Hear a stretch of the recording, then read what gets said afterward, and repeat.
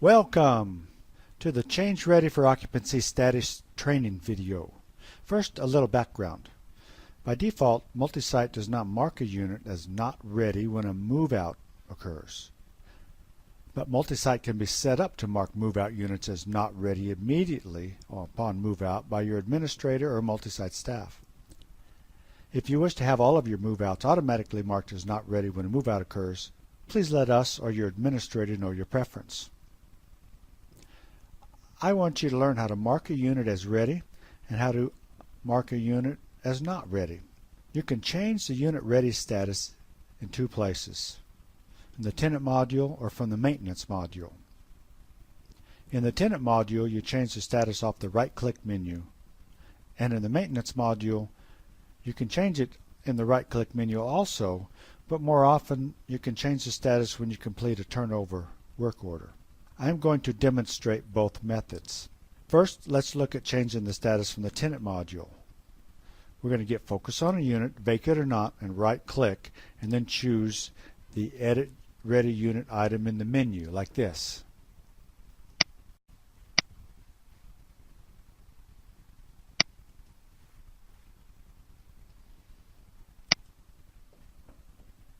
The Ready Unit status form will pop up and contain status information. The top field up there, it says unit is ready, and it has a unit ID 194, that's a complex code. A03 is the unit number. The not ready date is 3/31/2006. Now that represents the last move out date. You can change it right now if you want, or you can leave it like that. Then you're going to want to put in a reason for the change in status. I'm going to type in move out. If you were to have it automatically do it, there's a little more information goes in there that MultiSite puts in. Underneath the reason for change, it tells you the last tenant and the date he moved out. Please look at that so you make sure you're not on the wrong unit. Click Save button if this information is correct. I'm going to click the Save Not Ready. I get the saved form come up. Now, what we're looking at now is the units grid, just like before, but now it's turned red. Notice that the A03 unit is red and the other vacant unit is blue down below. That's so you can easily see if the units are ready or not. Now let me show you how to change it back. It should be pretty obvious, but I'm going to show you. First I get focus on the unit, and then I right click and I go down to Edit Ready Unit. The same grid pops up, but look, this time it says the unit is not ready, and then the ready date is blank. So I'm going to enter a date now. I'm going to say it's 05/01/2006, and I'm just going to save as ready. Get the save successful. The unit grid is refilled, and now it shows blue, so that means that it is now a ready unit.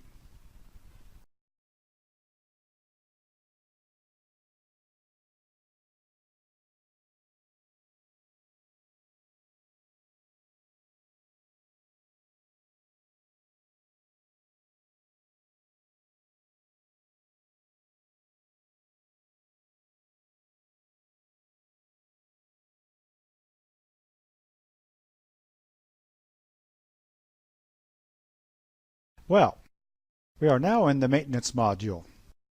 I've already clicked the units icon, so we see the same list of units that we did when we were in the tenants module. What I'm going to demonstrate to you here is 3 ways to change the ready status from within the maintenance module. First way is off the right-click menu, which is very similar to the method in the tenant module.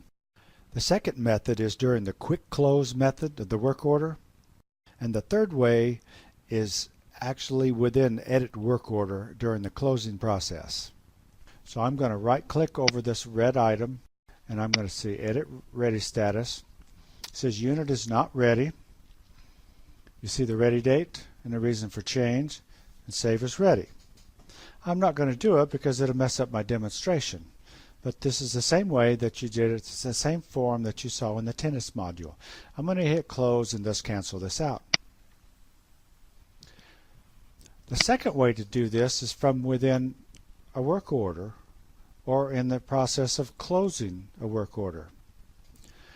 Now I'm going to right click and I can see Unit Work Orders, or there's an icon over on the left under View says Unit Work Order. I'm going to click on Unit Work Orders. And I'm going to see that I've already created a work order for this unit, and the category is a turnover work order.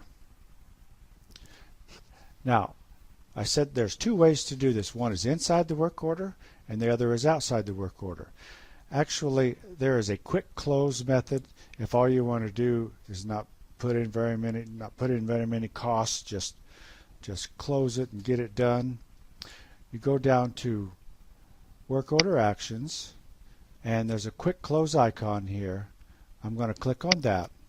A form comes up and it has a work order summary at the top. You would enter in a date completed, and then you would just type in here the work that was completed, whatever it was. Now just above the Save button there's a checkbox that says mark this unit as ready for occupancy.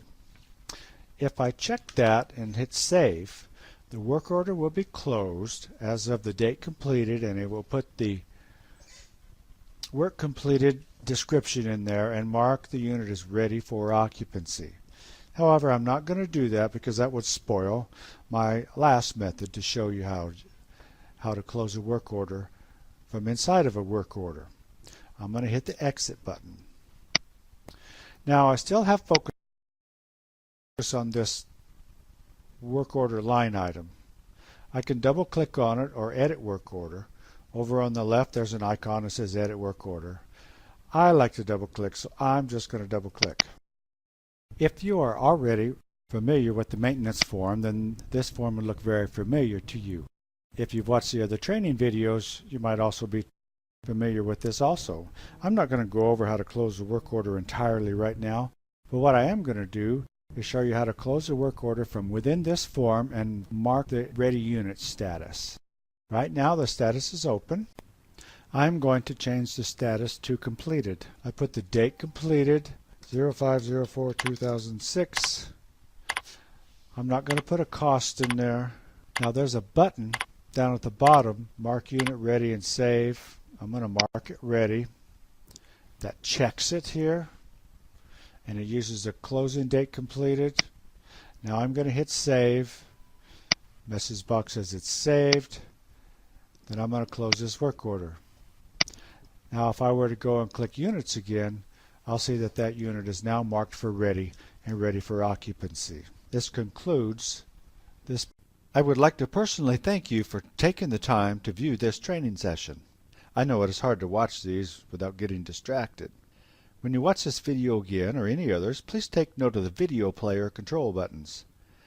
They are sometimes located at different parts of the screen. This toolbar allows you to fast forward, pause, reverse, or replay parts of the video that you want to review or skip. Thank you again and have a nice day.